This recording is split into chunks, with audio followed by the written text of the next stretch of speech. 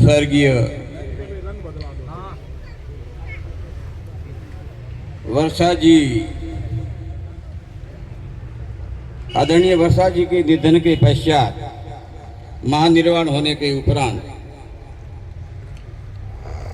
आप सभी लोगों ने मीडिया के माध्यम से, अखबारों के माध्यम से, सामाजिक परंपराओं और सामाजिक संदेशों के माध्यम से वर्षा जी के निधन का समाचार सुना। उस समाचार सुनने के बाद में सामाजिक सरोकार को जिंदा रखने के लिए हमारी सामाजिक परंपराएं जो सदियों से चली आ रही है, उसको जिंदा रखने के लिए तथा वर्तमान समय को देखते हुए आदरणीय जयनारायण जी साहब ने जो सुधारात्मक एक परंपरा की नींव डाली है, वैसे मृत्यु उपरांत हमारे देहात में, गांवों में, शहरों में, हमारी कौम में, समाज में जागरण का कार्य रात्रि में होता है। लेकिन समय के अनुकूल, समय की श्रेष्ठता को समझते हुए उन्होंने इस कार्य को दिन में रखा। आप प्रशंसा के पात्र, एक हमारे समाज के सामने एक आदर्श और एक नए संदेश का आप इजहार कर रहे हैं। तो इस महापरिनिर्वाण, जैसा कि आपने दिया था कि आज ही श्रद्धांजलि समारोह और पाग रस्म का आयोजन आपने एक सप्ताह के अंदर किया, तो पाग रस्म आपके समक्ष का कार्यक्रम हो रहा है। और पहले सत्संग के कार्य में सत्संग की भक्ति सरिता बहा के स्वर्गीय वर्षा जी को आपने श्रद्धांजलि दी।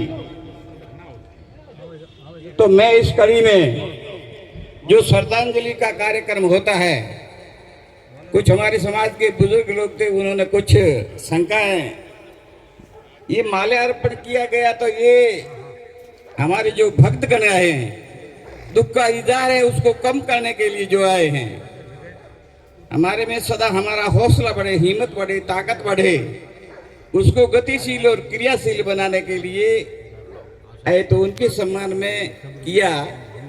तो ये परंपरा अच्छी कही जाती है।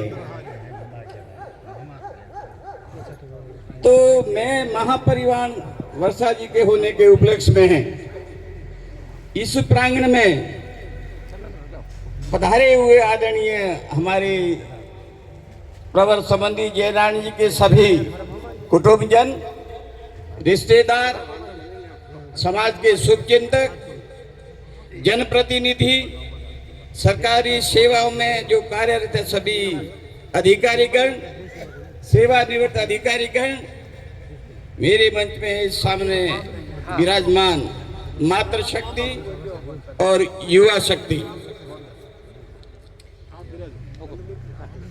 वर्षा जी का निधन होने के पश्चात मैं जो ये 7 दिन के अंदर कार्यक्रम हुआ, आप लोगों ने सुना, आप लोगों ने देखा, आपके समक्ष आया। मैं इस प्रांगण में सभी पधारे हुए जितने इनके वेल विशर है, वर्षा जी के महा निर्वाण होने के पश्चात मैं आप सभी की तरफ से, प्रकृति से, कुदरत से ये प्रार्थना करता हूं कि वर्षा जी का 5 तत्व की देह 5 तत्वों में विलीन हो गई, प्रकृति नया जीवन दे, प्रकृति अपने चरणों में उन्हें जगह दे, और जो आदरणीय जयराम जी का परिवार है, उनके रिश्तेदार अजीज है, ये असहनीय पीड़ा, दुख, वेदना को कष्ट करने के प्रति उनको हिम्मत दे, हौसला दे, ताकत दे। हम उनकी दुख की घड़ी में हम सभी उनके रिश्तेदार उनको साथ है।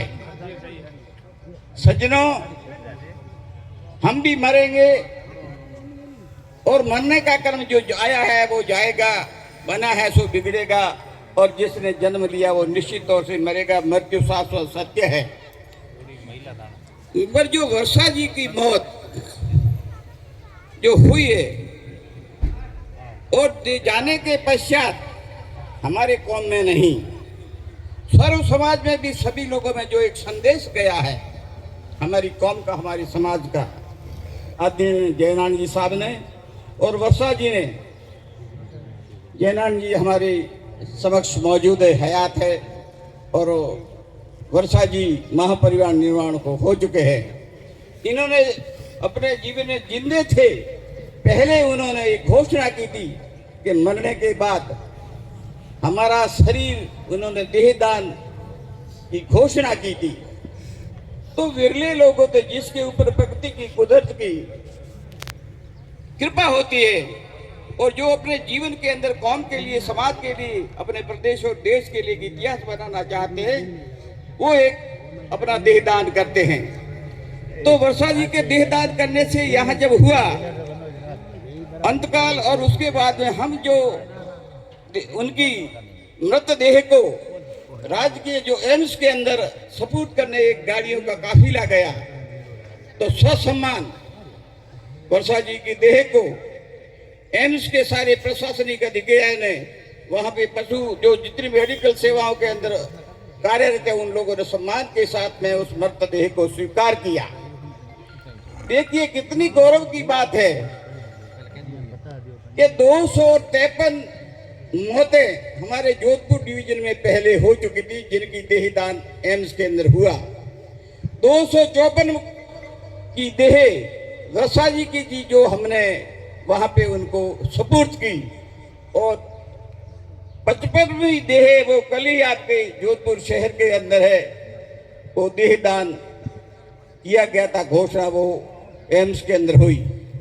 तो ये हमारे कौम के लिए, वैसे हमारे कौम के अंदर, हमारे समाज के अंदर मरने के पश्चात बहुत कम लोग हैं वो देहदान करते हैं, क्योंकि अभी हमारे लोगों में सोच नहीं है, समझ नहीं है, विचार नहीं है, उस मंच पर हम नहीं पहुंचे हैं। तो देहदान जो कि इससे जो वैज्ञानिक और जो मेडिकल साइंस है, मेडिकल साइंस को बहुत बड़ा नया स्थान मिलेगा। उनकी देह पे अनुसंधान होंगे, ऑब्जर्वेशन होंगे, खोजें होगी, और राष्ट्र निर्माण के स्वास्थ्य सेवा में लगे जो हमारे समाज के बच्चे हैं, नौजवान जो शिक्षा ग्रहण कर रहे हैं, वो सीख लेके हमारे देश के अंदर स्वास्थ्य सेवा में करके हमें जीवन को, स्वास्थ्य और ऊंचाइयों को ले जाके नए आयाम और स्थापित करेंगे। ये हमारे समाज के लिए बहुत बड़ी गर्व की बात है। अभी इससे एक आदर्श मिलता है, इससे एक सीख मिलती है, एक उदाहरण मिलता है कि हमारी वर्षा जी कितनी हिम्मत वाली थी, कितनी हौसले वाली थी, कितनी बुलंद थी, कितनी परोपकारी, कितनी दयालु थी। उनके जीवन में ये विचार है कि मरने के बाद भी मेरी देह लोगों के लिए काम आए, मेरे देश के लिए काम आए, मेरे समाज के लिए काम आए, मेरी कौम के लिए काम आए। सज्जनों देखिए, हमारी राजस्थान से मुख्यमंत्री कार्यालय से वर्षा जी के देहदान की आपने वीडियो एक वायरल हुआ, आपने कई लोगों के नजरों में आया होगा। हमारे माननीय मुख्यमंत्री महोदय ने भी वर्षा जी ने जो देहदान दी की, उनके लिए उन्होंने भी बहुत बड़ी भूरी भूरी प्रशंसा की है। मैं आप सभी की और समाज के हमने उनको भी धन्यवाद देता हूँ, और इनको भी मैं बहुत बहुत शुक्रिया करता हूँ। आपने एक बहुत बड़ा महान कार्य किया, और इस कार्यक्रम को अंजाम देने के लिए हमारे आदरणीय BL भाटी साहब है, जो बहुत बड़े पद से रिटायर हुए, उनका भी योगदान बहुत बड़ा तारीफ के काबिल है, बहुत बड़ा सराहनीय है।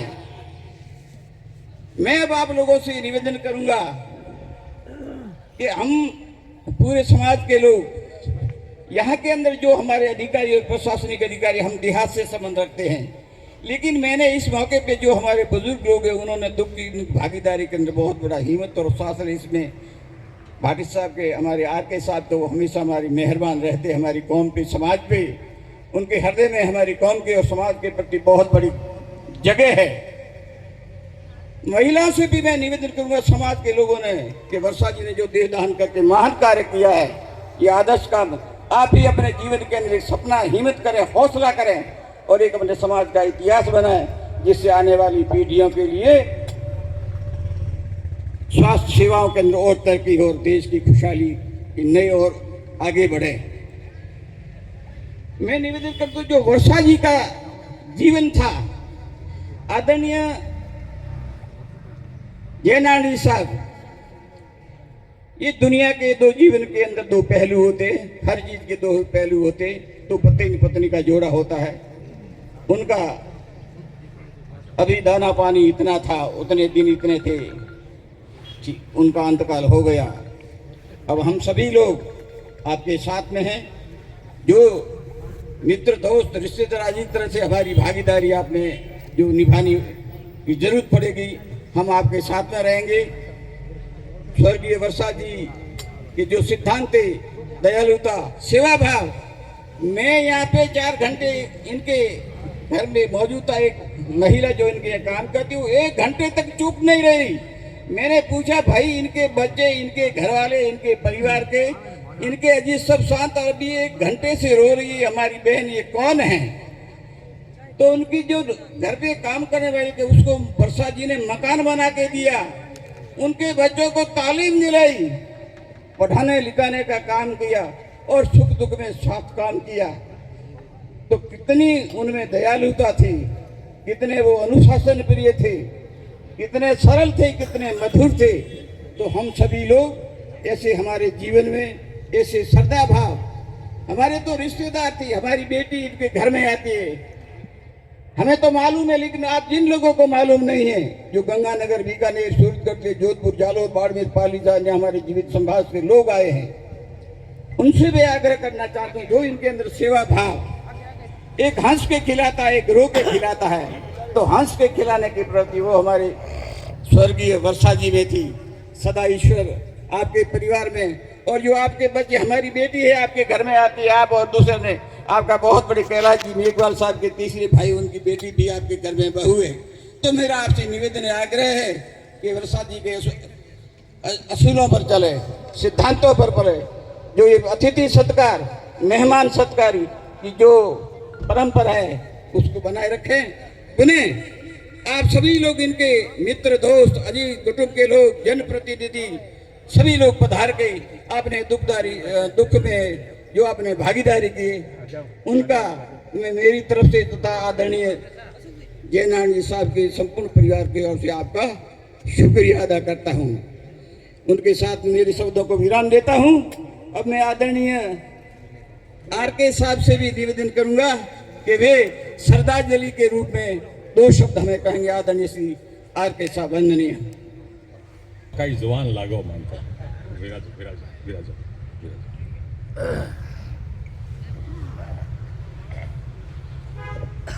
आज की सभा में जो हम सबसे पहले मैं वर्षा रानी जी को श्रद्धांजलि मेरे परिवार की तरफ से अर्पित करना चाहता हूँ। वर्षा जी हमारे बीच में आज इस रूप में मौजूद है कि एक तो गुणों की वजह से, आपने पहले जिक्र कर दिया सारा। मेरी तो सुबह की कॉफी यही होती सुबह सुबह, और जब जयनारायण जी को पूछता था तो वो कहता साहब सुबह की कॉफी और साथ में पराठा, ये इनका रेगुलर था। और ये बात आ गई है कि अब जिम्मेदारी जो है ना दोनों बहुओं पर आ गई, और वो बखूबी निभाएगी, इसमें कोई दो राय नहीं। दोनों जो पुत्र इनके भरत और नीलू, हम प्यार से नीलू बोलते हैं घर में, ये भी दोनों होनहार हैं। और तीनों इनके जो पौत्र हैं वो तीनों कहाँ चले गए? अभी खेल रहे थे, आपने देखे ही थे। वो वर्षा जी को सिर्फ माँ के नाम से पुकार, दादी के नाम से, माँ माँ माँ। और अभी भी कितनी बार हमको कहते हैं माँ कब आएगी, छोटे बच्चे हैं ना। मैं धन्यवाद देता हूं जयनारायण जी को और वर्षा जी को कि इन्होंने 6 साल पहले एक निर्णय किया, और निर्णय होते ही तुरंत हमें बताया कि साहब हमने एक निर्णय कर दिया। मैंने क्या निर्णय किया कि साहब हमने देहदान जो है एम्स में समर्पित करके ये फॉर्म भर दिया, और ये हमारे पास सर्टिफिकेट आ गया। अपने समाज में आपको पता ही है देहदान बहुत ही कम लोग करते हैं। मेरे सगा जी पोकरलाल जी प्रियार, उन्होंने अपनी पत्नी का देहदान एम्स में ही किया था। उस समय जयनारायण जी आप मौजूद थे, साथ में थे। ये कहते हैं मुझे उसी समय आया कि किसी की मरणोपरांत क्या क्या चीजें काम आ सकती है, तो इन्होंने शानदार निर्णय वो तो लिया ही लिया, लेकिन एक जो त्वरित निर्णय लिया, जब वर्षा जी अपने इलाज के लिए वहां गई, वहां पर ये जब हादसा हो गया तो दोनों आंखें समर्पित कर दी।